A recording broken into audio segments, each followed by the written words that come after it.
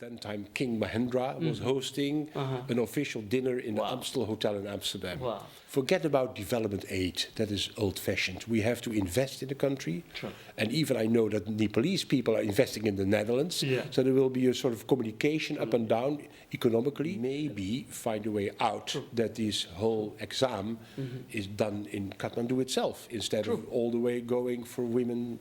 Very dangerous nowadays to go to Delhi. You know? True. So that's Namaste and good evening. This is Raju and you're watching Mozgar Talk Show. Ladies and gentlemen, today I've got a special guest and I'm so excited to welcome him on this show. And today, everybody in Nepal, everywhere, we are all talking about Visit Nepal 2020 and how to promote our homeland Nepal in abroad. Today, the talk will be based on those things. And we have a special guest today, and I have been eagerly waiting for this day, and today my dream came true. So ladies and gentlemen, he's none other than the Consulate General of Nepal to the Netherlands, Mr. Kas. Welcome to the show, Mr. Kas. How are you today? very good, thank you. Good.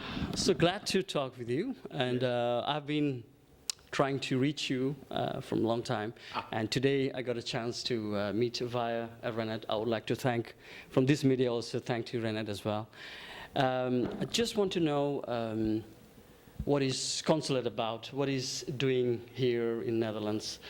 What are the objectives of Consulate? The objective of a consulate in general is to strengthen the ties between the countries Netherlands and Nepal. And I do that in my own way, of course. I try to promote investments to Nepal, Dutch investments.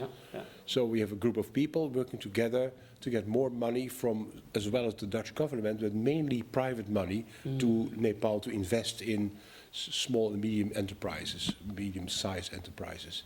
This is very important, I think, to get the economy grown. And secondly, I have been my whole life already busy with tourism to Nepal, and that's what I'm still doing.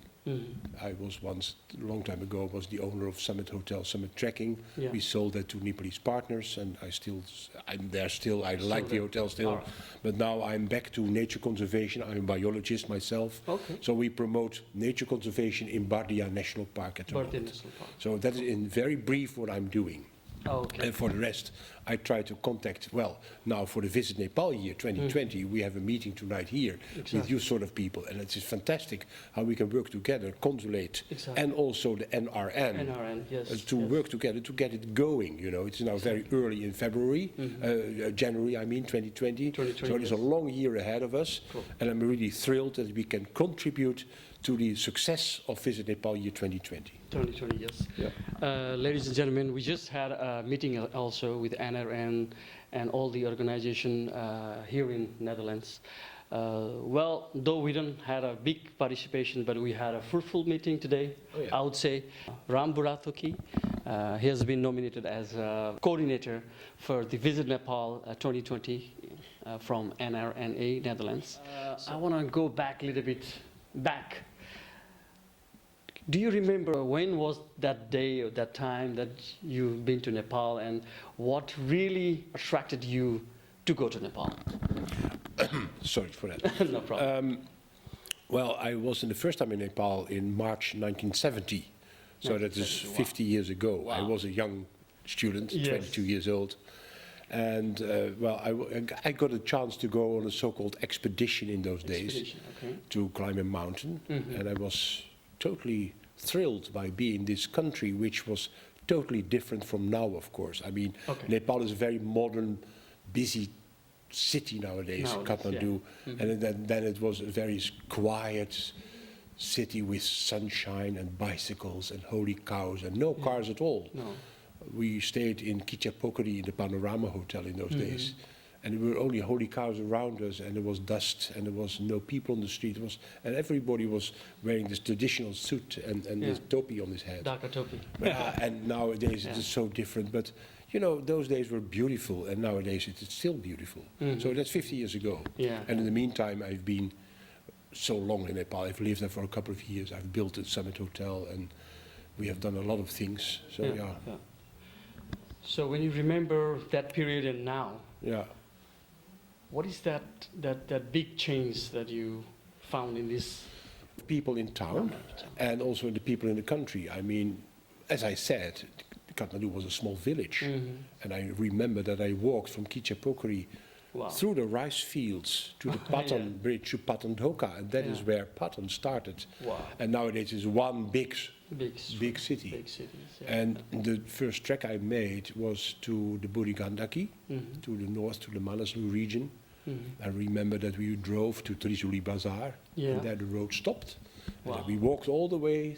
There were no roads at all, so we walked all the way to the north, to Lo and Sama. And we went back to via the Rupinala, and we came back to Gurkha. And it was, for us, for me, as a young chap, it was amazing, I must say, being in such a country. So I fell in love. I was not so much a hippie, but I wanted to come back with biologists. I studied biology. So we went on a second expedition to the Khumbu region, to Everest, and to the Tashi Lapsa and so on. And since then, things went on, and we did the things we did. And now I'm still in Nepal. So still you have. And I feel really, it's my second home country, and I know a lot of people, because if you've been so long in Nepal, you know a lot of people. So when I'm there, I feel surrounded by friends, and everybody is getting older. That's the whole problem. But me too. So and I'm going a couple of weeks again. All right. Is there any reason behind it, or just a visit? Well, the main reason for me is that we are with the universities of the Netherlands, Wageningen, Leiden, Utrecht, and Delft. We are very much involved in the nature conservation problems in Nepal. You know, Chitwan, Bardia, Shuklafanta, Koshitapu, they're all there. And we support the Double the Tiger Number program. But there is a thing in nature conservation which is intriguing. Just to put a fence around a park like in Bardia is not enough. You must do something inside. If you don't do anything, forest will come, grazing lawns will disappear slowly, so deer will disappear, animals, so the tiger has nothing to eat. And in the end, there's also no tourism, because if there's only dense forest, there's no way to go, no fun to go. So the entire ecosystem must keep it is going. a sort of circular thing. You start with groundwater. If groundwater is there, there's grass, and you have to maintain the grass, then deer, tiger, tourism, economy. That's what we do. Exactly.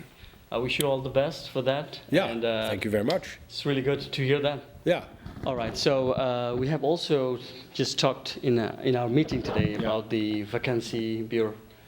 Vakantiebeurs, yes. Beurs. It's in English. It's a holiday fair. Yes. That's what it means, right? Yeah, it is a vakantie, is holiday fair. Yeah, do you want to say something about it? I think it is very good to have the meeting with you together, not only about the Visit Nepal year 2020, but also as a start of that in Holland, in the Netherlands, with the vakantiebeurs. True. Because that is in 2 weeks' time from now, and we really can start pushing to the Dutch public to go to Nepal more often or more, more whatever. And so I do hope really, and I'm totally committed to that, to raise the interest of the Dutch people to go to Nepal. Do you want to say, as an consulate general of Nepal to Netherlands, to all the Nepalese people, all the organization in Nepal, in Netherlands, do you want to say something to them? The thing I can say is that we, as Dutch, we want to go together with the Nepalese in this country, and also with the Nepalese friends in Nepal, to make the Visit Nepal year 2020 a success. But not only that, I think it is very important that we work together also in the future in terms of economy, economic development, growth. Forget about development aid, that is old-fashioned. We have to invest in the country. And even I know that Nepalese people are investing in the Netherlands, so there will be a sort of communication up and down economically, and also, of course, in terms of friendship and cultural things, of course. All right. So what I really want to say is that I like Nepal. I see the beauty of the country. I also see the problems, but there's no reason not to go there. All right. Thank you very much. So, ladies and gentlemen, I think you might have heard there is a holiday fair is going on in Utrecht. So 15 January is B2B. So 15 16 January to 19 is public. Public, 19. Yeah. And 18 is also like more... The 18 is very important because then we host a reception at the Nepalese stand. Exactly. And the Nepal Tourism Board is so kind to send a beautiful stand to the Netherlands now. Great. We're going to collect it next week from the airport in Amsterdam, build it up and have a grand party there. Great, great. This sentence I would like to say in Nepali as well. सम्पूर्ण आदरणीय दर्शक महानुभावहरू जति पनि नेपाली सङ्घ संस्थाहरू हुनुहुन्छ नेपालीहरू हुनुहुन्छ जति पनि विभिन्न हाम्रो देश नेपाल नै यति सुन्दर छ विभिन्न जात जातिको हाम्रो चाहिँ एउटा सङ्गम छ सो सबैजना त्यो दिनमा एटलिस्ट 18th त्यो चाहिँ शनिबार पर्छ नानी बाबुहरूको पनि बिदा हुन्छ त्यो दिन चाहिँ मिलाएर तपाईहरुले आफ्नो जात जातिका चाहिँ भेषभूषाहरू लगाएर तपाईहरु आइदिनु होला हाम्रो आफ्नै देशको लागि हामीले प्रमोसन उहाँहरूले 10 पिपलहरूले त गरिरहेको छ भने हामीले किन नगर्ने त्यसैले सबैजना आइदिनु होला र यो हाम्रो भिजिट नेपाल 2020 लाई पनि हामीले भरपुर अब स्टार्टिङदेखि नै हामी यसलाई प्रमोसनको लागि हामी दौडौँ हामी सबै लागौँ हाम्रो सानो सानो सहयोग र सानो सानो हेल्पबाट आफ्नो देशलाई हामीले धेरै नै एउटा आर्थिक रूपमा सामाजिक विभिन्न aspectबाट हामीले हेल्प गर्न सक्छौं सो त्यही नै भन्न चाहन्छु you are telling also some interesting story with Dipendra and I don't know if that's the good to share here your experience. Well, because we didn't know that. It started when I told you the story that our crown prince in those days was born on the evening of 30 April 1967 when your then-time King Mahendra was hosting an official dinner in the Amstel Hotel in Amsterdam. Wow.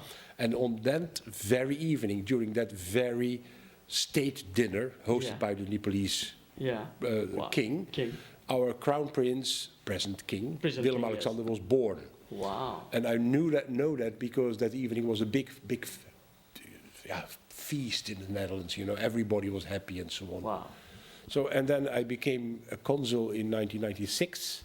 I remember that very evening that Willem-Alexander was born on the evening of that special dinner. Yeah. So I have written him in very polite Dutch, I must say, that he had to come to Nepal to apologize for his untimely coming to the earth on that very evening. Yeah, true. And to my great surprise and happiness, they accepted the invitation and they came to Nepal in 1997. Wow. So that was the beginning of a royal... So there is already, it was kind of... And your crown prince Dipendra came 1 year later to the Netherlands on a state visit also. Wow.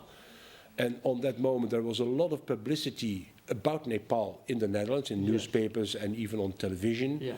So I took the opportunity to go to travel agents and to our airline Transavia to say, now you have to go to Nepal. Yeah. And that was the beginning of a very successful time that Transavia flew to Nepal. Yeah. Later Martin Air, and again later Arkefly, and that was between 1997 and 2005, and that was very good for tourism to Nepal. And really Nepal became famous in the Netherlands. Yeah. There were a lot of people traveling there, so that was then. I think that's also the reason that you also mentioned that if we count in percentage, Netherlands people are more. That's what you mentioned, right, in the meeting? Yeah. That Netherlands people are more who visited Nepal. Yeah, well, we say the round figure. The round figure, yeah. 15,000 Dutch are visiting Nepal every year, say 15 approx. And we have, say, 15 million people. So 1 in every 1,000 Dutch are visiting Nepal every year. Wow. If you take that into account, in percentage-wise, we are the highest tourist center in the world. True. Because if you take Germany, say 80 million people, but not 80,000 Germans are going to Nepal. That's 40 or 30. So it's half of the Dutch, percentage-wise. In percentage-wise, yes. France, England the same, America same, China, India same. So we are world leader, percentage-wise, sending people to Nepal. That's really nice to hear. And being a tiny country, it's a big thing. Being a tiny country, it's a big thing. Definitely. When we were having good conversation, there was also one issue that every Nepalese wife or husband that they have to go to like India to do the examination. So they're like inwerkering. So we had this issue arose, and then. We also put that question to you, and you were not aware of these things, right? But you mentioned that maybe you can do some kind of help from your side. Well, so I was aware in a way that I knew that it was happening, but I never got the message that it was a real problem. Yes, exactly. So now what we are going to do is request NRN or whatever Nepali organization in the Netherlands to write a letter to me and to my counterpart, the Dutch consul in Nepal, in Kathmandu, that we can take it up together and we can maybe find a way out that this whole exam is done in Kathmandu itself instead of all the way going for women. Very dangerous nowadays to go to Delhi. You know? True. So I cannot promise anything, but at least we can try to raise the issue. We can try and seek a solution for that. Just I want to mention this also in Nepali so that every individual Nepalese man and woman can understand. आदरणीय दर्शक महानुभावहरूलाई भनौँ कि अघि हाम्रो meeting हुँदाखेरि हाम्रो राम्रो राम्रो इस्युहरुमा कुराहरू भयो एउटा इस्यु चाहिँ के मलाई पनि एकदमै चाहिँ मन पर्यो भन्दाखेरि हामीले जहिले पनि बिहे गरिसकेपछि यता आउनको लागि चाहिँ हामीले इन्भर्खरिङ गर्नुपर्ने हुन्छ नेपालमा नै र त्यसको लागि चाहिँ हामी दिल्ली जानुपर्ने जुन एउटा विडम्बना भनौँ या अलिकति एउटा गाह्रो बनाइदिएको छ त्यसलाई चाहिँ किन हामीले काठमाडौँमै गर्न किन नमिल्ने भन्ने कुरामा चाहिँ हामीले त्यो कुराहरू राख्यौँ र त्यसमा चाहिँ उसले मलाई थाहा थिएन आज तिमीले भन्यो र मलाई थाहा भयो र त्यसको लागि चाहिँ तपाईहरुले अफिसियली मलाई लेटर लेख्नु र त्यसको बारेमा म चाहिँ वर्कआउट गर्नेछु भन्ने चाहिँ उहाँले चाहिँ हामीलाई त्यो एउटा आश्वासन दिनुभएको छ र डेफिनेटली यो कार्यान्वयन हुन्छ भन्ने पनि हामीले विश्वास लिएका छौँ I don't want to take long time because he's really busy and it's already late. Finally, what other things can we do to reach to the problems from all the Nepalese people living in Netherlands? How can they reach to you so that in some way you can help in their cases or something? Well, it depends on the problem, of course. But if there is a problem we can try to help to solve, they can come to the consulate. It is the Nepali mission in the Netherlands on the Herengracht 562 in Amsterdam. We are open every day, and there's a website and there's an email address. But people who have a problem in Nepal, Nepalese people having a problem in the Netherlands, can come to us or write us. We can try to help them. As long as we don't know the problem, we cannot do anything because we are not asking to everybody, is there a problem? We can't go. But if there's a problem among the Nepalese community in the Netherlands, they can come to us and see what we can help. I don't guarantee anything because sometimes the problems are so big we cannot solve it. But easy things like stolen passports or whatever, we can help them to sort it out. What is your future planning for Nepal? If there is any I future want to plan? travel to Nepal as long as I live, I must say. And I want to be as fruitful as possible, mainly in terms of this Visit Nepal year, of course, and tourism in any way. Also to specialize in high-end tourism, because you need people who pay proper money to stay in Nepal. No, not only backpackers, but also the high-end. Although everybody's welcome, of course. Secondly, my nature conservation background allows me to do the things I do already in Nepal, in Bardia, and all in general with the Nepal Trust for Nature Conservation, Department of National Parks. A very, very good cooperation. In the third place, investments. What I said in the beginning, more Dutch money to intelligence, more skills, and so on. And that is what I'm trying to do. And I must say it is. Well, it's a lot of work to do it properly, and I like it. And also you mentioned there is art is going on, like 2020 something. I don't know if it's... No. That's very interesting. My wife is teacher at the... That's also, I like really good that one, I mean like integrating the people, artists from Nepal and Netherlands people, integrating both culture and art, and I think that's how we need to go in future. I mean... My wife is a teacher at the Art Academy in Amsterdam. She's going in a couple of weeks' time to Nepal and work together with the Kathmandu University School of Art and Design, KU Art, we call it briefly. That's Sujan Chitrakar. He selected 10 students from his academy.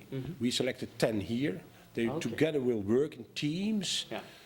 And the project name is 53 Seconds, 5 Years Later.